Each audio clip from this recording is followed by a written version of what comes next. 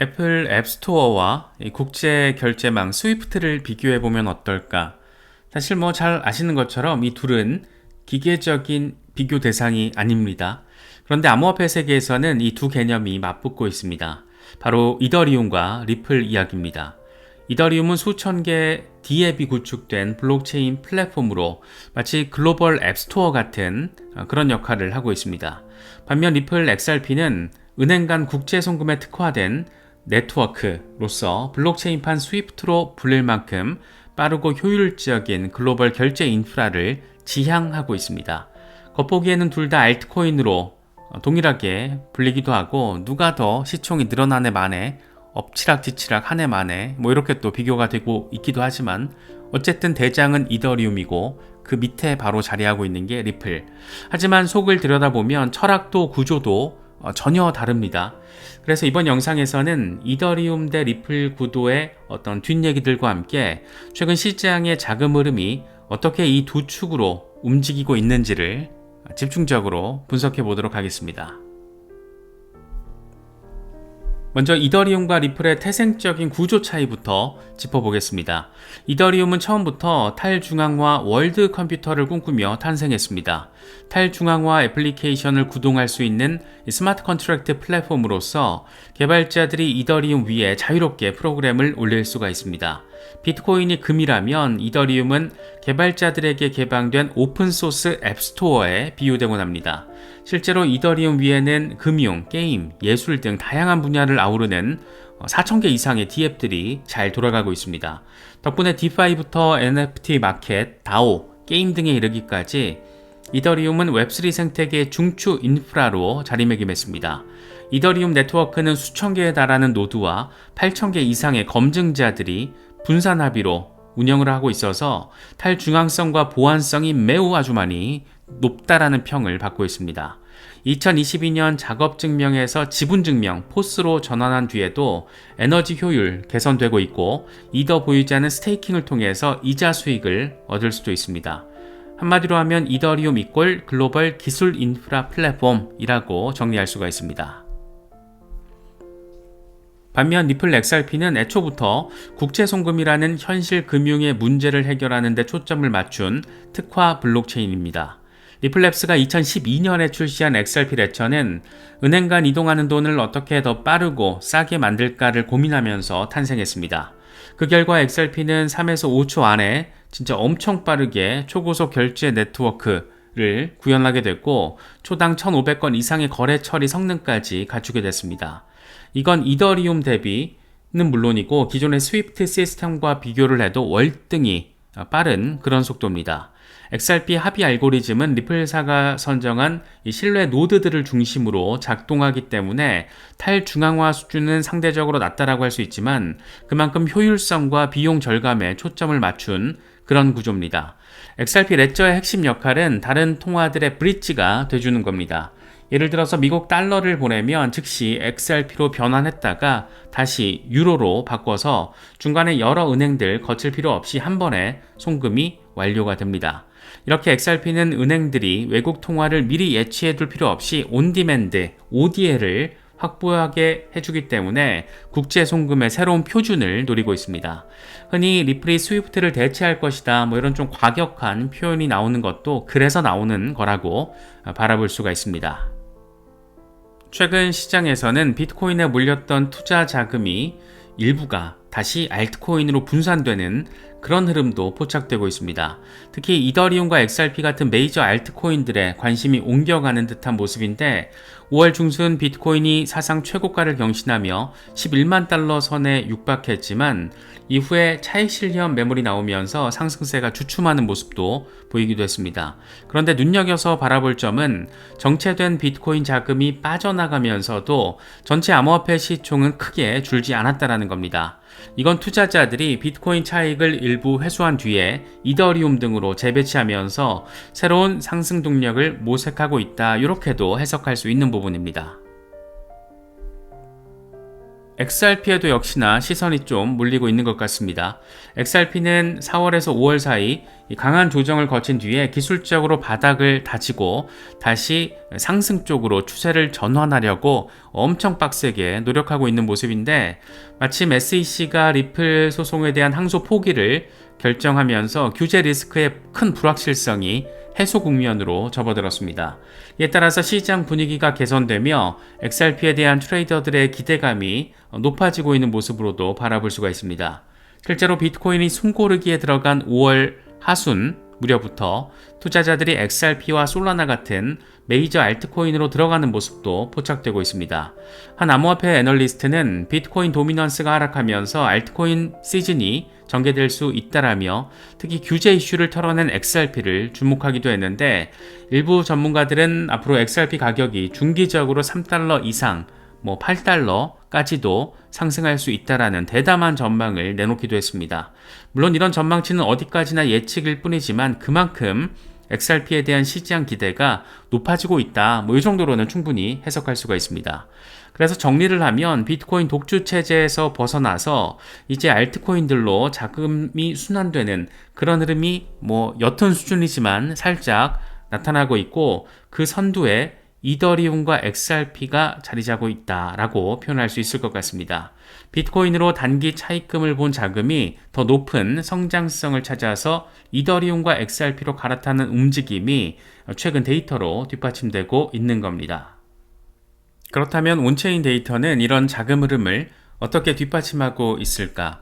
블록체인 위의 데이터를 살펴보면 이더리움과 XRP 모두 고래 투자자들의 매집과 거래소 보유량 감소라는 두 가지 공통된 신호가 관측되고 있습니다.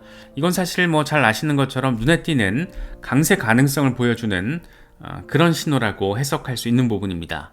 먼저 이더리움의 온체인 지표부터 보면 큰손들과 장기 보유자들이 이더리움을 대거 사재기하면서 거래소에서 코인이 빠져나가는 추세까지 두드러지고 있습니다. 센티멘트 데이터를 보면 중앙화 거래소들이 보유한 이더리움 물량은 전체 공급의 4.9% 미만으로 뚝 떨어지면서 네트워크 10년 역사상 최저치를 기록했습니다. 지난 5년 동안 무려 1530만 이더가 거래소에서 인출됐을 정도로 지속적인 유출이 있었고, 특히 최근 한 달 동안에만 100만 이더 이상이 거래소 지갑을 떠났습니다. 이건 투자자들이 이더리움을 팔기보다 외부 지갑에 보관하며 쌓아가고 있다는 건데, 시장이 장기적 신뢰 신호로 해석할 수 있습니다. 동시에 고래 주소들의 이더 보유량도 빠르게 늘었습니다. 4월 말 이후에 지갑에 1만 이더 이상을 보유한 대형 지갑들이 대략 45만 이더를 추가로 매수한 것으로 나타났는데, 5월 10일 기준으로 이런 고래들이 들고 있는 이더리움은 총 4,075만 개로 증가해서 올해 3월 이후 최고치를 경신했습니다. 요컨대 고래들이 가격 조정 국면에서 오히려 이더리움을 꾸준히 사서 모았다, 이런 얘기로 바라볼 수가 있습니다. 이 같은 움직임 덕분에 거래소에 풀리는 이더 물량이 줄어들면서 통상 시장에서 매도 압력이 낮아지는 부분이라 가격 상승에 탄력이 붙는 그런 경향이 있습니다. 실제로 지난 사이클들을 보면 거래소 보유량이 감소할 때 공급 쇼크로 인해 가격이 빠르게 반등했던 그런 사례가 많았었는데, 이번에도 재발이지 비슷한 결과로 이어질 수 있으면 좋겠습니다. XRP 온체인 지표 역시 흥미롭습니다. 우선 XRP의 고래 지갑 동향을 보면 지난해 말부터 이어졌던 고래들의 매도세가 올해 봄에 들어서 다시 매수세로 전환된 점이 눈에 띕니다. 크립토컨트 데이터를 보면 2024년 11월 이후 지속적으로 XRP를 팔아오던 거대 지갑들이 2025년 5월 중순부터는 더 이상 매도 물량을 늘리지 않았고, 90일 평균 기준으로 고래 순유입이 드디어 플러스로 돌아섰습니다. 과거 사례를 보면 이렇게 고래들의 순유입 전환은 가격 바닥 신호 역할을 해왔습니다. 실제로 XRP가 올해 1월에 3달러 돌파, 이 폭등 랠리를 했을 때도 고래 순유입이 확인된 뒤에 본격화된 적도 있습니다. 다시 이번에 5월에 이 고래 지표가 호전됐다는 것은 큰 손들이 다시 XRP를 모으기 시작했다는 의미로 해석할 수가 있고, 앞으로 추세 전환의 신호일 수 있다, 이런 평도 나오고 있습니다. 또 한 가지 주목해야 될 XRP 온체인 지표는 네트워크 사용량입니다. XRP 레저의 트랜잭션 처리 건수가 사상 최고치를 기록하면서 증가 추세를 보이고 있는데, 지난 5월 첫째 주에 XRP 레저에서 일주일 동안 100만 건이 넘는 거래가 처리됐습니다. 이건 이전보다 압도적으로 높은 수치로 네트워크 활용이 급증했다는 것을 의미합니다. 3에서 4월 다소 주춤했던 거래량이 5월 들어서 폭발적으로 늘어난 것에 대해서 많은 전문가들은 XRP의 실제 사용량과 기관 참여가 늘어난 신호일 수 있다라고 평가하기도 했습니다. 리플이 최근 개발자 그리고 금융기관을 위한 토큰화, 디파이 통합, 이런 유틸리티 확장을 추진한 결과 결제 말고도 활용도가 더 확대되고 있다라는 그런 진단입니다. 한편으로 5월 초에는 단일 트랜잭션으로 3억 7천만 XRP, 7억 8천만 달러 규모가 이동하는 거대한 내부 이체도 포착됐지만, 이건 리플사의 재무 운영 또는 기관 대상 장부 조정으로 추정이 되고 가격에는 큰 영향 없이 소화가 됐습니다. 실제로 그 기간 XRP 가격은 2.1달러 전후에서 안정적이었고, 오히려 거래량만 60% 이상 급등해서 시장 유동성이 활발해진 그런 모습이었습니다. 이건 대규모 물량 이동에도 시장이 이걸 잘 받아낸 것으로 볼 수 있어서 XRP의 시장 뎁스가 참여자 저변 확대를 보여주는 긍정적인 신호라고도 해석할 수가 있습니다. 이처럼 이더리움과 XRP는 서로 다른 역할을 하며 성장해 왔지만, 흥미롭게도 최근 온체인 데이터와 자금 흐름 측면에서 모두 긍정적인 신호를 공유하고 있습니다. 그렇다면 장기 투자자의 관점에서 이 두 자산은 어떻게 바라볼 수 있을까? 먼저 이더리움은 지금까지 행보를 보면 기술 인프라에 대한 투자 성격이 강하다라고 할 수 있습니다. 마치 과거 인터넷 붐 시절의 플랫폼의 성장을 믿고 투자하듯이 이더리움은 디지털 경제의 플랫폼으로서 가치가 창출됩니다. 이미 이더리움 위에는 디파이, NFT, 게임, 소셜 등 엄청 다양한 혁신들이 꽃을 피운 상태이고, 그 위에서 발생하는 수수료 수익이 결국 이더 보유자들에게 돌아가는 그런 구조입니다. 실제로 이더리움 네트워크는 매일 엄청난 수수료가 발생하고 EIP1559 등에 의해서 일부 이더가 소각이 되면서 토큰 경제학적으로도 희소성이 강화되는 그런 구조를 가지고 있습니다. 이런 탄탄한 활용도와 수익 모델 덕분에 기관 투자자들도 이더리움에 주목을 하고 있습니다. 특히 미국에서는 비트코인에 이어서 이더리움 현물 ETF까지 등장해서 큰 규모의 자금 유입이 이뤄지고 있고, 블랙록을 비롯한 거대 자산 운용사들의 이더 보유량이 빠르게 늘고 있습니다. 한 시장 분석가는 이더리움이 ETF 접근성, 규제 명확성, 스테이킹, 이자 수익까지 갖춘 유일한 자산이라면서 기관 포트폴리오 다각화의 가장 자연스러운 선택지가 되고 있다, 이렇게도 평가를 했습니다. 실제로 올해 들어서 미국 내 이더리움 관련 ETF에 순유입된 자금만 수억 달러에 이르고, 블랙록의 이더 운용 자산이 29억 달러를 넘어선 것으로 지금 확인되고 있습니다. 또 이더리움은 계속되는 기술 업그레이드로 확장성, 또 효율성을 높여가며 미래 웹3 인프라의 지배적인 플랫폼 지위를 굳혀가고 있습니다. 이 같은 이유들로 일부 전문가들은 다가올 불장 사이클에서 이더리움이 다른 플랫폼 코인들보다 뛰어난 성과를 낼 것이다 라고 전망하고 있습니다. 비트맥스의 공동 창업자 아서 헤이즈 같은 경우에는 이더리움은 견고한 보안성, 풍부한 개발자 커뮤니티와 방대한 사용자 기반을 갖추고 있어서 다음 사이클에서 솔라나 등의 경쟁자를 앞설 것이다, 이렇게 언급하기도 했습니다. XRP는 성격이 조금 다릅니다만 글로벌 금융 인프라에 대한 전략적 베팅이라는 관점에서 장기 투자 의미를 가질 수가 있습니다. XRP의 가치는 결국 전통 금융권에서 얼마나 쓰이느냐에 달려 있습니다.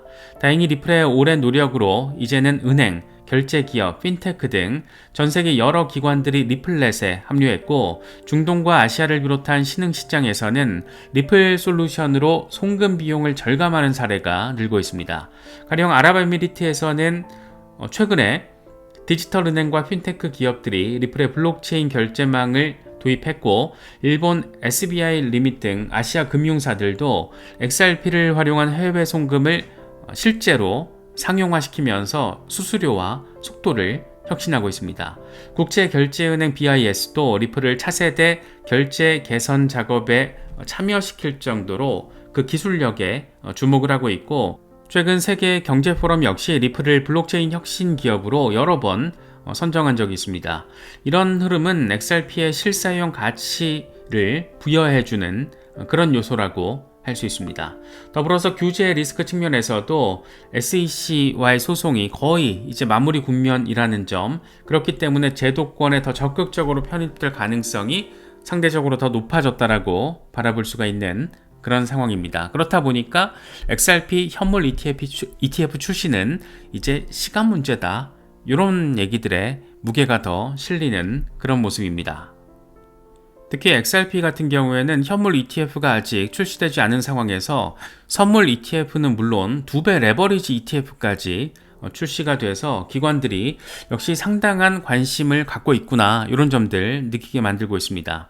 한 리서치 자료를 보면 최근 XRP 선물 ETF 승인 이후 기관 자금이 대거 유입되고 있고, 규제 명확성과 또 아시아, 중동 시장에서의 채택 확대에 힘입어서 XRP가 올해 3달러에서 8달러까지도 도달할 수 있다, 이런 전망도 제시하기도 했습니다.